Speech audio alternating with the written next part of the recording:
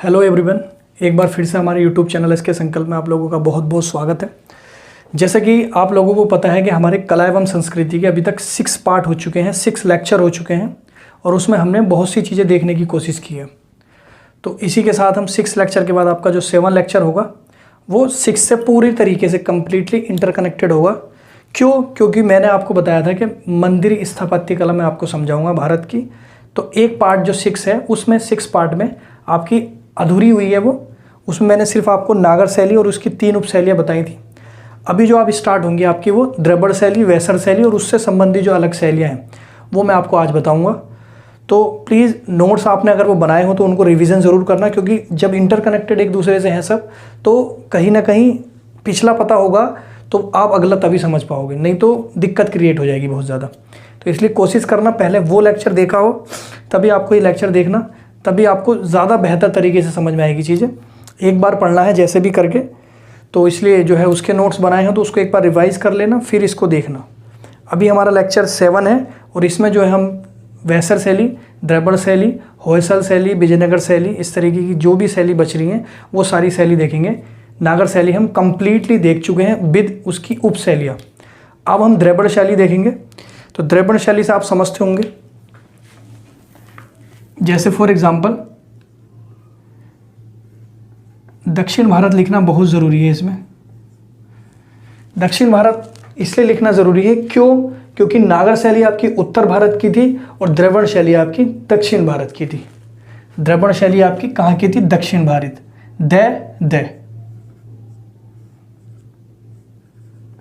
द्रविड़ शैली। अब आइए इसका विकास देखते हैं, इसका विकास क्रम देखते हैं कि किस तरीके से इस शैली का जो दक्षिण भारत की द्रविड़ शैली है, किसकी द्रविड़ शैली है? मंदिर स्थापत्य कला की। मंदिर स्थापत्य कला की द्रविड़ शैली है।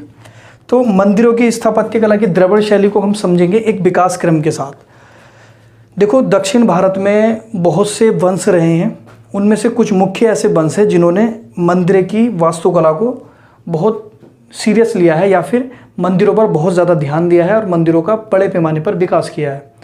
तो वो कुछ वंश हम देखेंगे जिन्होंने द्रविड़ वास्तुकला का विकास किया है, जो आज पूरे विश्व में जानी जाती है। तो वो कुछ मुख्य 2 ऐसे वंश हैं दक्षिण भारत के। उत्तर भारत अलग है और दक्षिण भारत अलग है। दक्षिण भारत में जो वंशों का जो उदय हुआ था वो अलग थे और उत्तर भारत के वंश बिल्कुल अलग थे। दक्षिण भारत में अलग शासकों का शासन था। कई शासक ऐसे हुए हैं जो पूरे भारत पर शासन किया है, नहीं तो उत्तर भारत हमेशा अलग रहे हैं। उत्तर भारत पर अलग शासकों का शासन रहा है और दक्षिण भारत में अलग वंशों का शासन रहा है। तो उन्हीं में से दक्षिण भारत में मैं आपके 2 शासक के नाम लूँगा जिसको आपको समझना पड़ेगा। एक थे आपके पल्लव वंश और दूसरे थे आपके चोल शासक। अब इनका ईयर समझ लेते हैं, क्योंकि ईयर से आपके टाइमलाइन से कुछ आपको क्लियरिटी आ जाएगी। तो ये आपकी 7वीं ईस्वी से 10वीं ईस्वी के बीच इन्होंने मंदिरों का विकास किया, मंदिर की स्थापत्य कला का विकास किया, मतलब कि मंदिर का विकास किया या स्थापत्य कला का विकास किया। अब ये 7वीं से 10वीं ये जो है आपके मंदिर की स्थापत्य कला का विकास करते हैं। अब जब ये 10वीं करते हैं तो कहीं ना कहीं 10वीं में इनका क्या हो जाता है? पतन हो जाता है। तो जब इनका पतन हो जाता है तो पल्लव वंश के बाद, दक्षिण भारत की बात कर रहा हूँ, पल्लव वंश के बाद जो अगले शासक आते हैं वो चोल शासक आते हैं या फिर चोल वंश आता है। तो ये 10वीं से इन्होंने, या फिर कहीं कहीं 9वीं भी मिलता है, 9वीं से 13वीं शताब्दी तक कहाँ पर शासन किया? दक्षिण भारत में। एक बार इसको समझ लीजिए, ये आपका दक्षिण भारत हो गया। पल्लव वंश का शासन रहा है और उस पल्लव वंश के शासन काल में 7वीं से 10वीं शताब्दी तक, 7वीं से 10वीं शताब्दी तक मंदिर का विकास किया या मंदिर वास्तुकला का विकास किया। 10वीं में आके पल्लव वंश का पतन हो गया। चोल, जब इनका पतन हुआ तो चोल वंश का उदय हुआ उस टाइम पर, और जब चोल वंश का उदय हुआ तो 9वीं शताब्दी से 13वीं शताब्दी तक इन्होंने किसका विकास किया? मंदिर स्थापत्य कला का विकास किया। अब इनका विकास क्रम समझते हैं कि किस तरीके से इन्होंने विकास किया है और किस तरीके से इन्होंने विकास किया है, ये समझ लेते हैं। पल्लव वंश ने जो है इसके बहुत से क्या रहे हैं, शासक रहे हैं। पल्लव वंश के बहुत सारे शासक रहे हैं। जैसे अब इन शासकों को मैं समझाता हूं आपको, यहां समझ लेते हैं।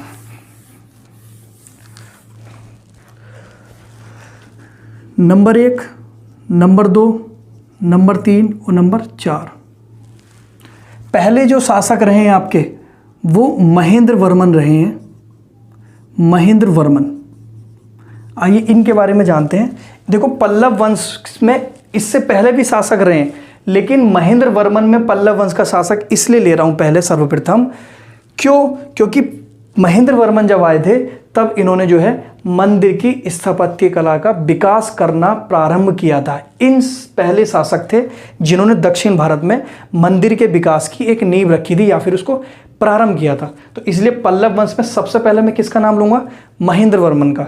इन्होंने जो है प्रथम चरण, इसको बोल सकते हैं प्रथम चरण, दक्षिण भारत की मंदिर स्थापत्य कला के विकास में प्रथम चरण महेंद्र वर्मन के काल में आया। और महेंद्र वर्मन ने अपने प्रथम चरण में मंदिर की स्थापत्य कला का विकास किस तरीके से किया, पहले इन्होंने चट्टानों को काटकर मंदिरों का निर्माण किया। दक्षिण भारत की मैं बात कर रहा हूँ। चट्टानों को काटकर किसका निर्माण कराया, मंदिर का निर्माण कराया।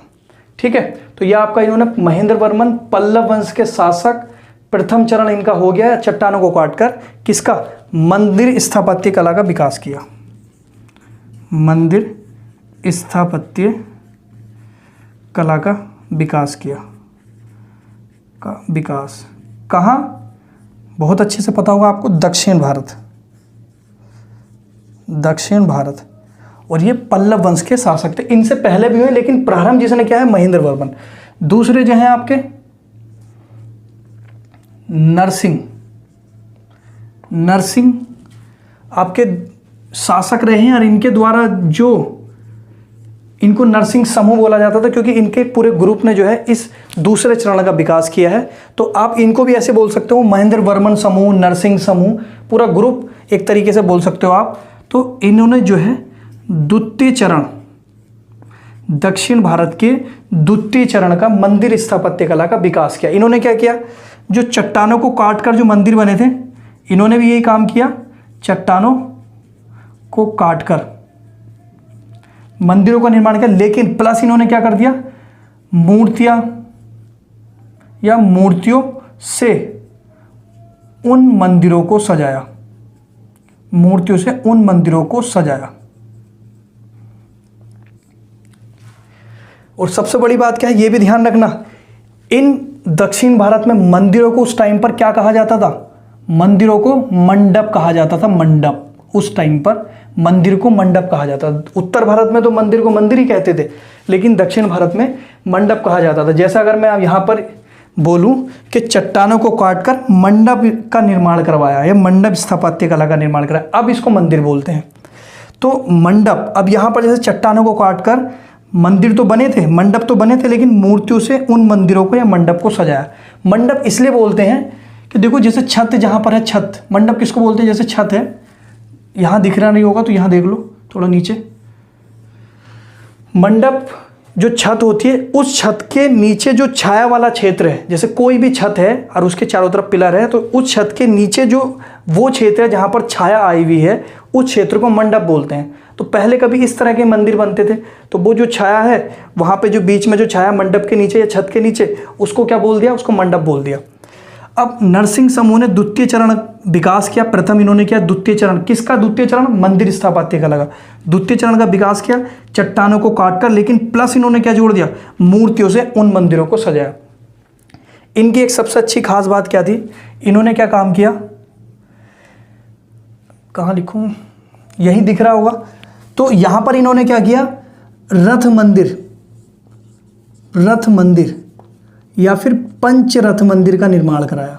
पंचरथ मंदिर का क्या मतलब हुआ, पंचरथ मंदिर का मतलब ये हुआ कि इन्होंने जो है एक रथ की तरह मंदिरों का निर्माण कराया, जैसे पूरा एक बहुत बड़ा रथ है और पहले एक बड़ा मंदिर, फिर उसके बाद और छोटा, फिर उसके बाद और छोटा, फिर उसके बाद और छोटा, फिर उसके बाद और छोटा, इस तरीके से इन्होंने बहुत सारे मंदिरों का निर्माण करा दिया एक फॉर्म में। पंचरथ मंदिर क्या है मैं आपको बताऊंगा। ये जो इन्होंने निर्माण कराया था ये तमिलनाडु के महाबलीपुरम में पंचरथ मंदिर का निर्माण कराया। मतलब यहाँ पर एक मंदिर, उसके बाद फिर उससे छोटा, फिर उससे छोटा, फिर उससे छोटा, फिर उससे छोटा, इस तरीके से पूरे एक रथ की तरह, जैसा रथ होता है ना, ऐसी मंदिरों का निर्माण कराया, तो उसे पंचरथ मंदिर बोला। जैसे बहुत सारे नाम ऐसे भी हैं जो मैं आपको बता रहा हूँ, लिखवाऊंगा भी आगे। जैसे आपने सुना होगा जो पांडव थे महाभारत में, जो भाई थे 5, उनके नाम पर, द्रौपदी के नाम पर द्रौपदी रथ मंदिर, नकुल मथ रथ मंदिर, सहदेव रथ मंदिर, अर्जुन रथ मंदिर, इस तरीके से उनके नाम पर जो है मंदिरों का निर्माण कराया। तो ये एक अलग सी इनकी शैली थी। तो महेंद्र वर्मन प्रथम चरण, नरसिंह समूह द्वितीय चरण, फिर आता है आपका तृतीय चरण। तृतीय चरण में इधर लिख देता हूँ। अभी क्या चल रहा है, पल्लव वंश के शासनकाल में मंदिर के चरणों का विकास, पहला, दूसरा, अब इधर आ जाता है तीसरा। भी इनकी बात नहीं हो रही है, अभी इनकी बात नहीं हो रही है। तीसरा जो थे आपके वो थे राज सिंह, और इन्होंने जो विकास किया वो तीसरा चरण, दक्षिण भारत की बात चल रही है, तीसरे चरण का विकास किया। पहला चरण, दूसरा, अभी सिर्फ चट्टानों को काटकर मंदिर बनाया जा रहा था, और दूसरे उसमें चट्टानों को काटकर मंदिर बनाया और साथ में मूर्तियों से सजा दिया। लेकिन तीसरे चरण में एक खास बात थी कि संरचनात्मक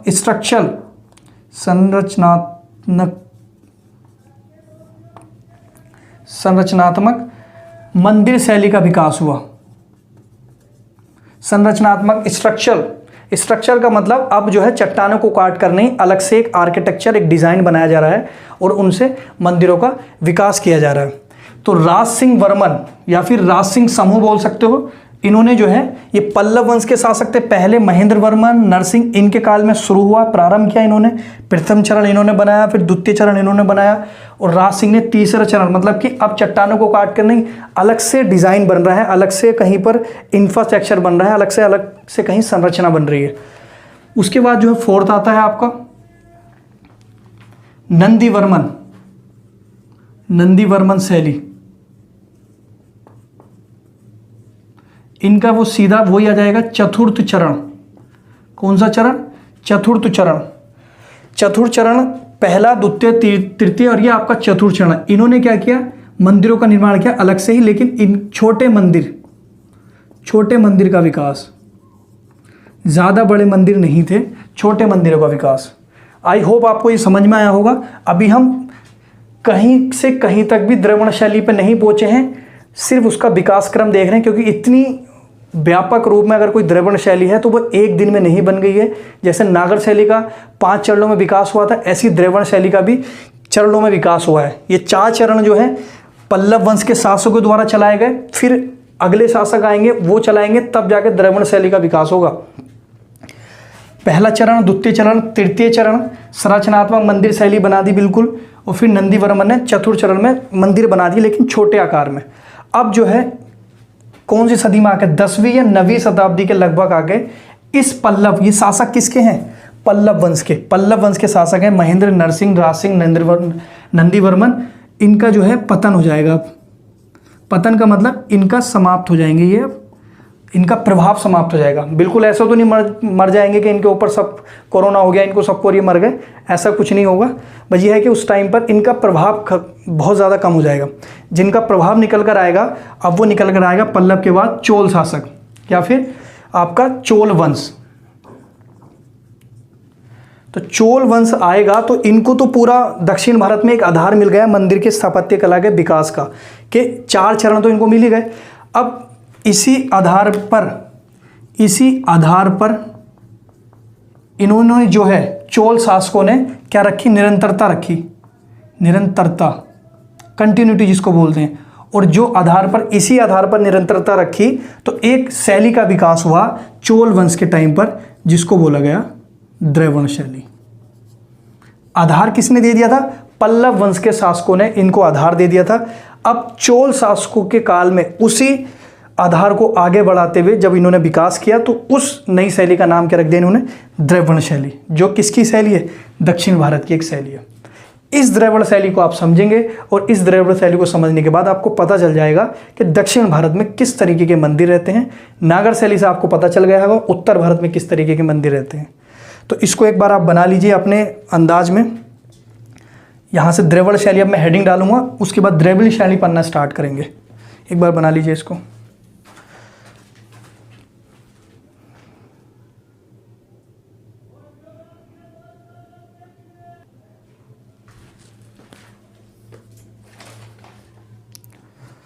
तो ये इसको मिटा देते हैं, पता नहीं कहाँ चला गया वो मिटाने का। तो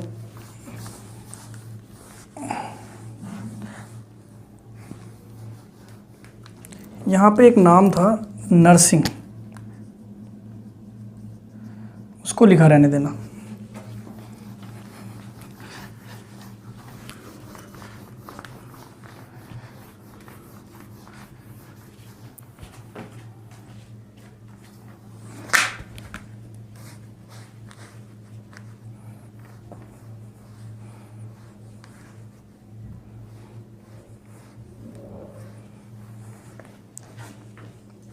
जैसे कि मैं आपको बता रहा था पंचरथ मंदिर द्वितीय चरण में, कौन से चरण में, द्वितीय चरण में पंचरथ मंदिर, मतलब कि जैसे कि एक रथ होता है ना, तो रथ टाइप में मंदिर बना दिए थे पूरा, छोटे से बड़े की तरफ, ये बड़ा, फिर ये उससे छोटा, फिर ये उससे छोटा, फिर ये उससे छोटा, फिर ये उससे छोटा, फिर ये उससे छोटा, इस तरीके से बना दिए थे। तो सबसे बड़ा और फिर सबसे छोटा, पंचरथ मंदिर, इस तरीके से इनको नाम दिया गया था। पांडवों के नाम पर, द्रौपदी के नाम पर, जैसे इसका नाम था धर्मराज मंदिर, रथ मंदिर जिसको बोलते हैं। उसके बाद जो है भीम रथ मंदिर, अर्जुन रथ मंदिर, उसके बाद नकुल रथ मंदिर। महाभारत में जो करैक्टर रहे हैं उनकी बात मैं कर रहा हूँ। सहदेव रथ मंदिर, और उसके बाद द्रौपदी रथ मंदिर। ठीक है, तो इसमें आपको देखो सबसे बड़ा जो है, सबसे बड़ा आपसे क्वेश्चन पूछा जाएगा सबसे बड़ा रथ मंदिर कौन सा है, तो आपको क्या बताना है, धर्मराज रथ मंदिर। और आपसे सबसे छोटा अगर पूछा जाए तो आपको बताना है सबसे छोटा बताना है द्रौपदी रथ मंदिर। ठीक है, तो इस तरीके से। और ये आपके तमिलनाडु के अंदर महाबलीपुरम, समुद्र तट के किनारे, बंगाल की खाड़ी की तरफ, इधर यहाँ पर महाबलीपुरम में ही इन मंदिरों का निर्माण हो रखा है तमिलनाडु में। और इसे महाबलीपुरम को मंदिरों का शहर भी बोलते हैं, मंदिरों का शहर। महाबलीपुरम जो आपकी तमिलनाडु की राजधानी चेन्नई, उससे लगभग 50 से 100 किलोमीटर की दूरी पर है। ठीक है, तो महाबलीपुरम मंदिरों का शहर है। इसी महाबलीपुरम में ये रथ मंदिर बने हुए हैं और इनका आकार जो है, धर्मराज रथ मंदिर सबसे बड़ा है और द्रौपदी रथ मंदिर सबसे छोटा है। अब जो है आपका देखते हैं वही जिसके लिए हमने ये लेक्चर स्टार्ट किया है। विकास आप समझ गए होंगे, पल्लव वंश के शासकों ने 4 विकास क्रम रखी दिए थे, फिर चोल शासक आए तो उनके द्वारा जो बनाई गई उसी को आपका क्या बोल दिया गया, चोल शासक। हजारों मंदिरों का निर्माण किया और द्रविड़ शैली का, या फिर इसको चोल शैली भी बोल देंगे क्योंकि चोल के द्वारा है, चोल शैली का विकास किया। कहाँ पर है, दक्षिण भारत। ठीक है, तो आपको हेडिंग क्या डालना है, दक्षिण या दक्षिणी डाल देना, दक्षिण भारत द्रविड़ स्थापत्य कला।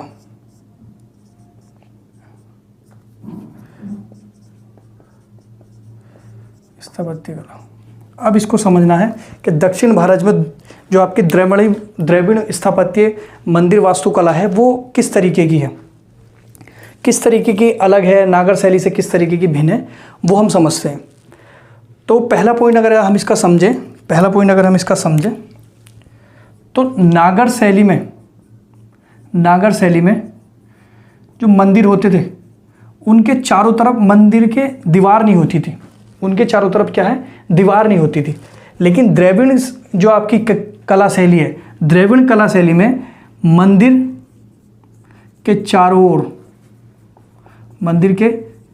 ओर ऊंची दीवार होती थी, ऊंची दीवार।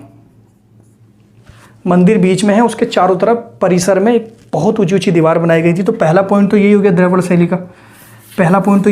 शैली का, उसके बाद आपको मैं बताऊंगा, पहला इसको थोड़ा सा बना देता हूं। ये आपकी चारों तरफ से दीवारें हो गई।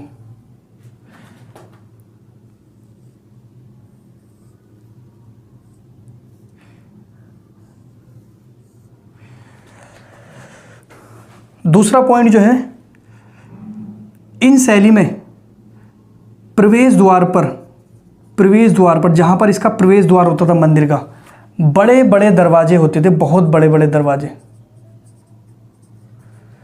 दरवाजे, जिसको क्या बोलते थे, गोपुरम।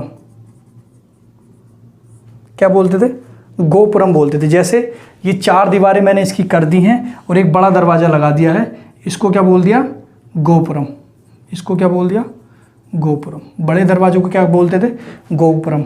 ये जो है 4 दीवार, चारों तरफ से ऊंची ऊंची दीवार, बीच में क्या है, मंदिर है। ये आपका मंदिर हो गया। और ये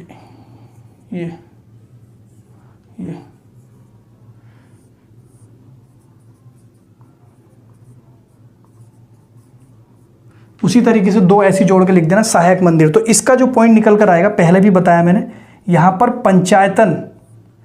पंचायतन शैली का विकास हुआ था। पंचायतन शैली मैंने आपको पहले भी बताई है कि 4 कोनों पर सहायक मंदिर होते थे, बीच में एक मुख्य मंदिर होता था। ठीक है, तो एक प्रधान मंदिर होता था और 4 जो है अप्रधान मंदिर होता था। जैसे यहां पर बीच में ये गर्भगृह है, ये आपका गर्भगृह। तो मुख्य मंदिर तो यही है, बीच वाला मुख्य मंदिर तो यही है। ये जो इसके 4 जो हैं सहायक मंदिर है, तो ये कौन सी शैली है, पंचायतन शैली है। उसके बाद पिरामिड नुमा शिखर होते थे। ये घुमावदार नहीं होते थे, बिल्कुल सीधे होते थे, सीधे। और इन शिखर को क्या कहा जाता था, वहां पर शिखर ना कहकर क्या बोलते थे, विमान बोलते थे, विमान। ध्यान रखना, दक्षिण भारत में शिखर, जैसे नागर शैली में शिखर थे, भले ही छोटे थे, दक्षिण भारत में जो है शिखर को विमान कहा जाता था। जैसे ये मंदिर है तो इसके ऊपर शिखर होगा, ये पूरा। वो पिरामिड नुमा होते थे। पिरामिड नुमा का मतलब ये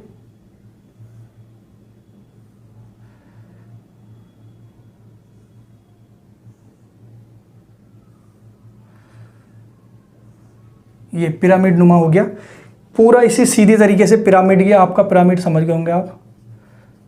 तो ये पिरामिड उसके ऊपर लगा दोगे तो पिरामिड नुमा होते थे ये।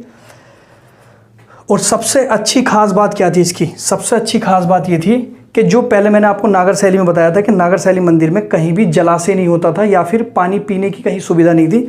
लेकिन यहाँ पर जो है 5वें पॉइंट में मंदिर परिसर में जलाशय, सबसे खास बात है ये, मंदिर परिसर में जलाशय स्थित होता था, जलाशय, पानी की व्यवस्था थी मतलब आसपास।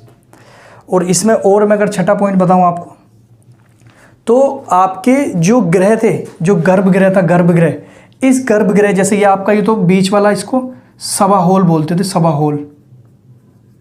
और यहाँ पे सीढ़ियाँ छोटी छोटी, और ये गेट है, यहाँ से गए आप तब आप गर्भगृह पहुँचते थे। यहाँ ये गेट है, गेट से एंट्री की, फिर सीढ़ियाँ पर चले, फिर सभा हॉल, फिर अंदर की तरफ गए गर्भगृह। तो यहाँ पे गर्भगृह में जाने के लिए भी एक छोटा सा रास्ता होता था। उस अंदर जब आप जाते थे तो इस छोटे से रास्ते पर इस छोटे से रास्ते पर क्या होता था, मिथुन, द्वारपाल एवं यक्ष की मूर्तियां होती थी। किसकी, एक बार सुन लीजिए, मिथुन, द्वारपाल, यक्ष की मूर्तियां। मिथुन का मतलब यह है कि पुरुष और स्त्री जो है साथ में युगल के रूप में खड़े हैं गेट पर। द्वारपाल का मतलब आप समझते ही थे कि जो द्वार पर खड़ा होता है, जो गेट के बाहर खड़ा होता है। और यक्ष मूर्तियां मैंने यक्ष और यक्षिणी मूर्तियां पहले बताई हैं। तो मिथुन और द्वारपाल और यक्ष की मूर्तियां यहाँ पर रखी हुई होती थी। और अगर इसका 7 पॉइंट देखेंगे आप, 7 पॉइंट में क्या होता था, इस सीढ़ी से अंदर जाने के लिए जो बीच में सभा हॉल था, इस सभा हॉल का जो गलियारा था, इस गलियारा को पहले भी बताया मैंने, अंतराल बोलते थे। अंतराल, सभा हॉल इसको बोलते थे। इससे यहाँ से यहाँ जाने के लिए, इस गेट से यहाँ जाने के लिए जो गलियारा यूज़ करते थे उसको अंतराल बोलते थे। यहाँ पर इसको सभा हॉल बोलते थे। क्या बोलते थे, सभा हॉल। तो अंतराल मतलब कि आपका गर्भगृह, गर्भगृह, बीच में सभा हॉल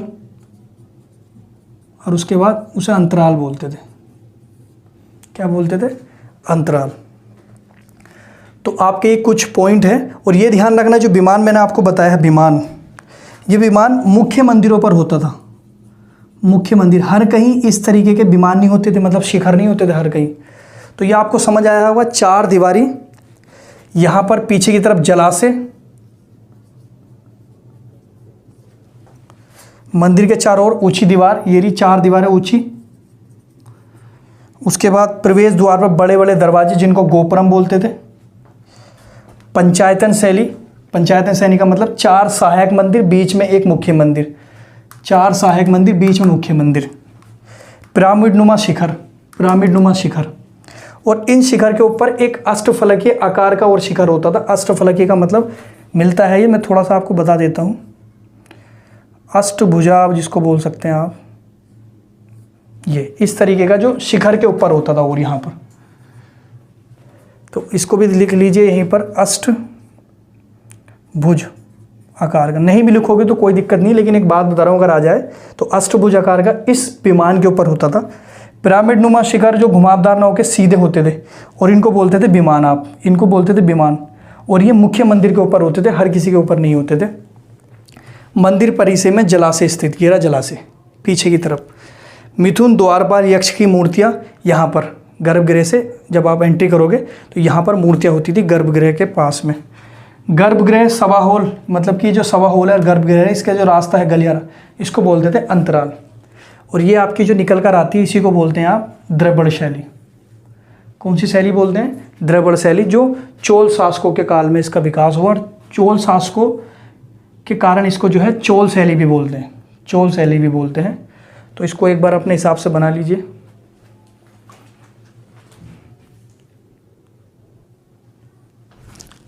तो ये आपको द्रविड़ शैली समझ में आई होगा। द्रविड़ शैली में एक चीज़ और ध्यान रखना, इसमें जो है जटिल नक्काशी पाई जाती थी, मतलब कि डिज़ाइन वगैरह बहुत जटिल तरीके से बनाए जाते थे, बड़े कठिन होते थे। जटिल नक्काशी या फिर मूर्ति जो मैंने आपको बताई है, मूर्तियों से सजाया जाता था इन मंदिरों को। तो जटिल नक्काशी और मूर्तियाँ इस द्रविड़ शैली की भी विशेषता थी, ध्यान रखना। नक्काशी का मतलब बड़े कठिन, बड़े रफ और आपके टफ और रिजिड तरीके से आपका क्या होती थी, नक्काशी होती थी, बहुत बारीकी। तो ये आपका द्रविड़ शैली हो गया। आपकी नागर शैली हो चुकी है, द्रविड़ शैली हो चुकी है। अब जो पढ़ेंगे हम वेसर शैली पढ़ेंगे। इसको मैं मिटा देता हूँ।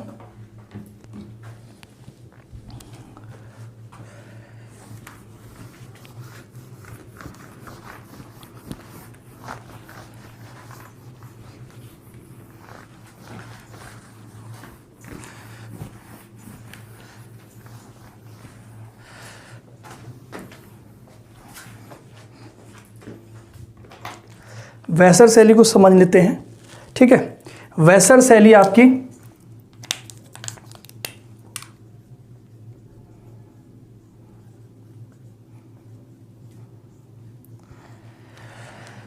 सातवीं ईस्वी के मध्य में इसका विकास हुआ। 7वीं ईस्वी के मध्य में विकास हुआ इसका। 7वीं ईस्वी का मतलब ये है कि लगभग 650 के टाइम पीरियड पे, 651-52, अब से लगभग 1300-1400 साल पहले 7वीं ईस्वी में इसका विकास हुआ। और जो विकास करने वाले थे, जो प्रारंभ करने वाले थे, ऐसा मान लो, जो इसका विकास प्रारंभ किया वो चालुक्य शासक थे। कौन से शासक थे? चालुक्य शासक थे। और ये ध्यान रखना, इस वेसर शैली को कर्नाटक शैली भी कहा जाता है। ये क्वेश्चन पूछा जाता है, किस शैली को कर्नाटक शैली भी कहा जाता है। इसी तरीके से वेसर शैली को मिश्रित शैली भी कहा जाता है। मिश्रित शैली इसलिए कहा जाता है वेसर शैली को, इसमें नागर शैली की भी कुछ विशेषताएं पाई गई हैं और इसमें द्रविड़ शैली की भी कुछ विशेषताएं पाई गई हैं। क्या मतलब है इसका? इसका मतलब यह है कि जो वेसर शैली के जो मंदिर हैं, उन मंदिरों में नागर शैली के कुछ रूप हैं और द्रविड़ शैली के कुछ रूप हैं। वो कैसे? जैसे वेसर शैली के जो शिखर हैं, वेसर शैली के जो शिखर है, इस शैली के जो शिखर हैं वो नागर शैली के शिखर जैसे हैं। मतलब कि जो नागर शैली के शिखर जो हैं वो ज़्यादा ऊंचे नहीं थे वो शिखर, लेकिन बहुत ऊंचे नहीं थे। तो इसी तरीके के आपके शिखर वेसर शैली के हैं। तो इसके तत्व जब इस शैली में पाए गए और साथ में द्रविड़ शैली के क्या वो पाए गए, यहाँ पर इसके छत, दरवाजे, दीवारें सब जटिल नक्काशी उनके ऊपर हो रखी थी। जटिल नक्काशी एवं मूर्तियों से सजावट।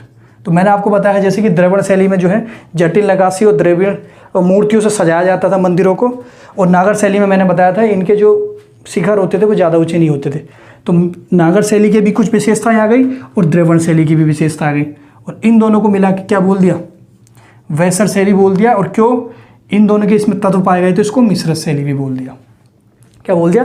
मिश्रित शैली भी, क्योंकि नागर और द्रविड़ के दोनों के इसमें कुछ ना कुछ मिश्र है।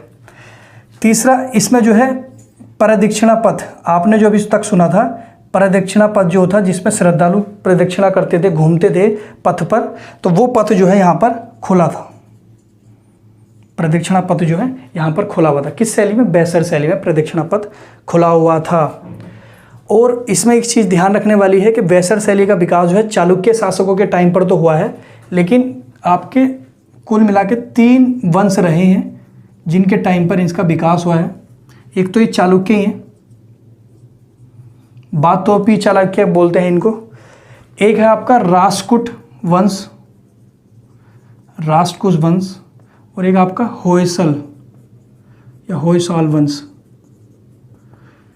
पहले जो है 6वीं 7वीं शताब्दी में इन्होंने किया, फिर 8वीं 9वीं शताब्दी में उन्होंने किया, और 9वीं और फिर 10वीं शताब्दी में उन्होंने इस वेसर शैली को आगे लेकर गए। तो एक पर्टिकुलर एक वंश का नहीं है, मतलब कि चालुक्य शासकों ने सिर्फ प्रारंभ किया है, आने वाले जो वंश हैं जो शासक रहे हैं इस वेसर शैली को उन्होंने आगे बढ़ाया है। तो ये आपको पता होना चाहिए, और आपकी वेसर शैली इसी के साथ ये कंप्लीट हो जाती है। तो 3 मुख्य थी आपकी, कौन कौन सी? द्रविड़, नागर और वेसर, ये आपकी हो चुकी हैं। कुछ मैंने आपको और भी बताई थी, नायक, होयसाल, इसी तरीके से विजयनगर, पाल, सैन, ये थोड़ी थोड़ी और है, इनको और जल्दी से देख लेते हैं, फिर आपका ये मंदिर की स्थापत्य कला जो है समाप्त हो जाएंगे। इसको उतार लीजिए।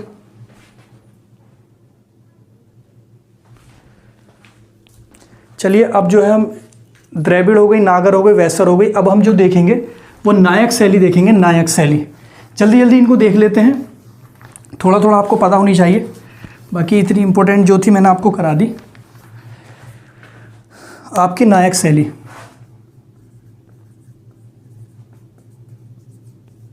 ठीक है।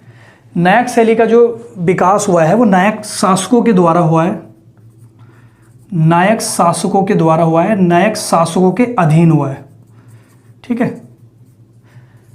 और इसमें एक खास बात यह है कि इस नायक शैली को मदुरई शैली भी कहते हैं।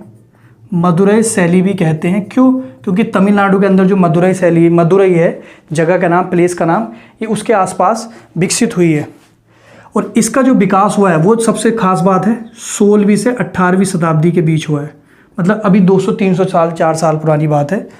तो 16वीं से 18वीं शताब्दी के बीच इसका जो है नायक शैली का विकास हुआ है। और सबसे अजीब बात क्या है, इसकी जो वास्तुकला है, वास्तुकला वो दृष्टि से देखने में बिल्कुल किसके समान है? द्रविड़ शैली के समान है। मतलब कि इसकी जो आप बोल रहे हो इस शैली का विकास जो है नायक शासकों के अधीन हुआ है, लेकिन भले ही नायक शासकों के अधीन हुआ है, लेकिन देखा जाए तो द्रविड़ की जो वास्तुकला है, द्रविड़ शैली की जो वास्तुकला है उसी दृष्टि के में देखें तो ये उसी के समान है देखने में। जैसे आपकी द्रवण शैली थी उसी तरीके से आपकी नायक शैली है, देखने में वही फील होगा आपको, लेकिन थोड़ा बहुत डिफरेंस है, तभी उसको नई शैली बोला गया है, अलग शैली बोला गया है। वो डिफरेंस क्या है, नायक शैली के जो मंदिर होते थे वो बहुत ज़्यादा व्यापक होते थे, व्यापक का मतलब बड़े होते थे। नहीं तो अगर ये इसी तरीके के होते तो फिर इसको नया रूप क्यों देते, नया नाम क्यों देते, इसको तो फिर चीटिंग बोल देते कि इन्होंने उसकी कॉपी कर ली है। देखने में कहीं ना कहीं द्रविड़ शैली के समान थे, लेकिन अलग से इनका एक व्यापक रूप था, बहुत बड़े थे ये, बहुत ज़्यादा बड़े थे। और सबसे और एक खास बात इसमें क्या है, इसमें जो है इस्लामी प्रभाव देखा गया इन मंदिरों पर, इस्लामी प्रभाव देखा गया। इस्लामी प्रभाव क्यों देखा गया, क्योंकि 16वीं शताब्दी के टाइम पर इनका विकास हुआ और 16वीं शताब्दी के टाइम पर मुगलों का शासन हमारे भारत पर था। तो मुगल कौन थे, मुसलमान थे, तो उनका इम्पैक्ट होना इस पर कंपलसरी है। और इसमें अगर देखा जाए तो जो अभी तक गर्भगृह मैंने आपको बताए हैं, जैसे अगर मैं यहाँ पर बताऊँ, ये आपका गर्भगृह हो गया और ये गर्भगृह जो है इस तरीके से यहाँ से एक रास्ते के द्वारा जुड़े होते थे, सिर्फ एक रास्ते के द्वारा, एक रास्ते से आप गर्भगृह पहुँचते थे। लेकिन इस नायक शैली के अंदर आपने क्या देखा, एक रास्ते से जो जुड़े हैं, इधर से भी जुड़े हैं, इधर से भी जुड़े हैं और पीछे की तरफ से भी जुड़े, मतलब कि बीच में आपका गर्भगृह है, मेन मुख्य मंदिर है, इधर से भी आने का रास्ता है, गलियारा है, इधर से भी आने का रास्ता है, गलियारा है, इधर से भी और इधर से भी, चारों तरफ से गर्भगृह के, मतलब कि चारों ओर से गलियारा, चारों ओर से गलियारा या फिर जुड़े, कौन से, गर्भगृह। अभी तक आपने ऐसा नहीं देखा था किसी भी शैली में, चारों ओर से गलियारे से जुड़े होते थे गर्भगृह। इसी को क्या बोलते थे, पराक्रम कहते थे, इस आकृति को पराक्रम। जैसे ये गर्भगृह इधर से भी जुड़े, इधर से भी, इधर से भी, इधर से, इसको जो बोलते थे पराक्रम बोलते थे। ठीक है, इसी के साथ जो है अब इसको व्यापक बोल रहे हैं तो एक व्यापक मंदिर भी बताना जरूरी है। तमिलनाडु के अंदर, मदुरई के अंदर, तमिलनाडु में मदुरई के अंदर एक मीनाक्षी मंदिर है, मीनाक्षी मंदिर है, मीनाक्षी मंदिर है तमिलनाडु के मदुरई में, जो विश्व का सबसे बड़ा मंदिर है। उसका गोपुरम, गोपुरम जो मैंने आपको बताया था प्रवेश द्वार, वो भी बहुत बड़ा है। ठीक है, तो ये बताना जरूरी है। तो मीनाक्षी मंदिर जो आपके तमिलनाडु के मदुरई में है, ये दुनिया का सबसे बड़ा मंदिर है। और एक खास बात हो रहा है, नायक शैली की नक्काशी, नायक शैली की जो है नक्काशी भी बहुत ज़्यादा जो है जटिल थी, बहुत ज़्यादा बारीक थी। तो ये पॉइंट आपको नायक शैली के पता होने चाहिए, 16वीं से 18वीं शताब्दी, बाकी ये सब पॉइंट है, इसको एक बार जल्दी बना लीजिए।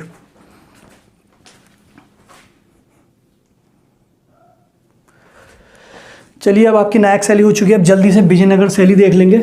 जो मैंने आपको कल लेक्चर पढ़ाया था उसके अंदर ये नाम मैंने लिखाए थे, पहले आपने अगर नोट्स बनाए होंगे तो आपने देखा होगा, वो जो भी मैंने आपको कल क्लास ली थी, विजयनगर शैली।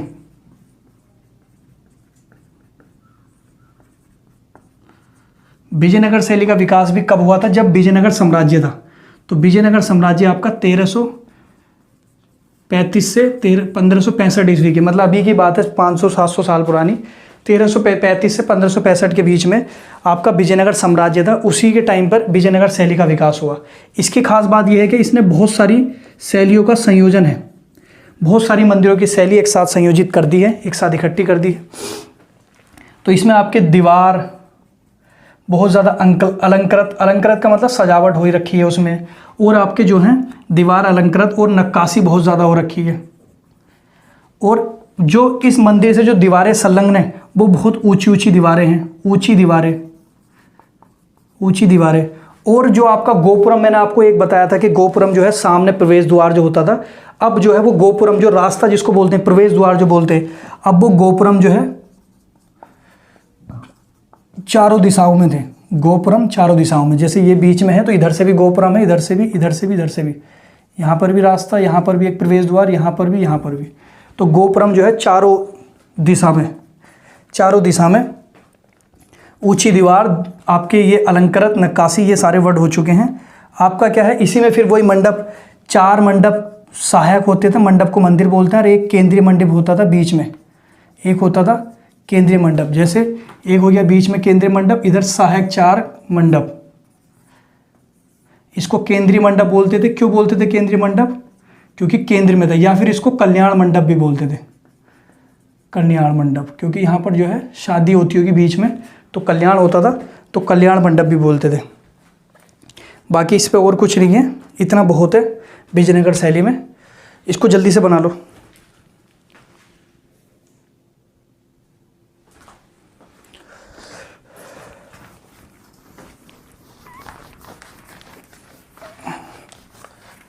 अगले देखते हैं हम होयसाल शैली। कौन सी शैली? होयसाल शैली। तो होयसाल शैली जो है होयसाल शासकों के द्वारा इसका विकास हुआ, होयसाल शासकों के द्वारा। और ये कहाँ पर? कर्नाटक में। कर्नाटक में कहाँ? मैसूर के निकट। मैसूर के निकट इस शैली का विकास हुआ। मैसूर के निकट होय शासकों के द्वारा। कब हुआ? 1050 से 1300 ईस्वी के बीच। अब से मतलब 1000 साल पहले से 700 साल पहले तक होयसाल शैली का होयसाल शासकों के द्वारा कर्नाटक में मैसूर के निकट आपका 1050 से 1300 ईस्वी के बीच इस होयसाल शैली का विकास हुआ। अगला आपका क्या है? पाल एवं सेन शैली। पाल एवं सेन शैली ये आपका बंगाल, पिछला उतार लिया था ना, वो मैंने एकदम मिटा दिया, उसको उतार लेना पोज करके। पाल एवं सेन शैली बंगाल में इसका विकास हुआ। बंगाल में इसका विकास हुआ और इसका जो विकास हुआ वो 8वीं से 12वीं शताब्दी के बीच हुआ। 8वीं से 12वीं शताब्दी के बीच हुआ। और पाल एवं सेन शासकों के अधीन हुआ। पाल एवं सेन शासकों के अधीन हुआ। और इस जो पाल एवं सेन शैली जो है, इनमें जो मंदिर स्थापत्य, पाल एवं सेन शैली के जो मंदिर स्थापत्य, उस पर जो है दो धर्मों का प्रभाव, मंदिर स्थापत्य पर दो धर्मों का प्रभाव देखा गया। इस शैली पर दो धर्मों का प्रभाव देखा गया। दो धर्मों का प्रभाव कौन से थे? वो दो धर्म आपके, एक था बौद्ध धर्म और एक था हिंदू धर्म। बौद्ध और हिंदू धर्म का इसलिए देखा गया, पाल और सेन शासक जो रहे हैं, पाल और सेन शासक रहे हैं, उन पाल और सेन शासकों में बौद्ध शासक भी रहे हैं जो बौद्ध धर्म को मानने वाले थे, और हिंदू शासक भी रहे हैं जो हिंदू धर्म को मानने वाले थे। तो पाल शासक में अगर जो इन शासकों में जो बौद्ध धर्म को मानने वाले हैं, तो वो बौद्ध धर्म के प्रभाव के हिसाब से मंदिर स्थापत्य कला का विकास करेंगे, उस शैली का विकास करेंगे। और हिंदू धर्म को मानने वाले हिंदू धर्म के अकॉर्डिंग जो है उस मंदिर स्थापत्य कला का विकास करेंगे। इसलिए तो दोनों धर्मों का इस पर विकास देखा गया। 8वीं से 12वीं शताब्दी पाल एवं सेन शासकों के द्वारा बंगाल। ये सारी चीज़ें आपको ध्यान रखनी है मोटी मोटी। आज के लिए सिर्फ इतना ही रखते हैं। और आपकी ये तीनों शैलियाँ मेन समाप्त हो चुकी हैं। और उसके साथ जो है जो कम महत्वपूर्ण थी, लेकिन एग्जाम में कुछ पता नहीं कब कौन सा आ जाए, तो सब कुछ महत्वपूर्ण समझ के पढ़िएगा, लेकिन उनको ज़्यादा फोकस करिएगा जो मैंने आपको पहले बताई हैं, द्रविड़, नागर और वैसर। बाकी ये भी महत्वपूर्ण है। और प्लीज़ इनको नोट्स बनाकर जरूर पढ़ते रहिएगा। बहुत काम के हैं ये सब। एग्ज़ाम में जब आता है तो पता नहीं क्या हो जाता है कि यार ये पढ़ लेते तो क्या होता, देखे हुए हैं, सुने हुए। एक बार इनको जरूर नोट्स बना के अपने बिहाफ पर, एक बार अपने लेवल पर, इससे अच्छा मौका नहीं मिलेगा आप लोगों को। ये चीज़ ध्यान रख लेना। गोल्डन टाइम है, गोल्डन अपॉर्चुनिटी है, जितना यूज़ करना है कर लो। फिर जो है सब एक रेस में आ जाएंगे। अभी आप निकल सकते हो आगे, ये टाइम ऐसा है। तो इसको एंजॉय ना करें, एंजॉय भी करें लेकिन साथ में पढ़ाई भी करें। अगर एंजॉय कर रहे हैं तो माना उसको भी नहीं कर रहा मैं। आज के लिए इतना ही रखते हैं। लास्ट में अगर थोड़ी बहुत मेहनत लग रही हो तो चैनल को सब्सक्राइब जरूर कर दीजिएगा। वही मैं कहूँगा फिर आपसे कि बटन बिल्कुल नहीं है, जैसा आपको ठीक लगे वैसा आप करिएगा, क्योंकि ज़बरदस्ती तो मैं कुछ नहीं करवा सकता आपसे। अच्छी लगेगी तो आप ज़रूर करिएगा।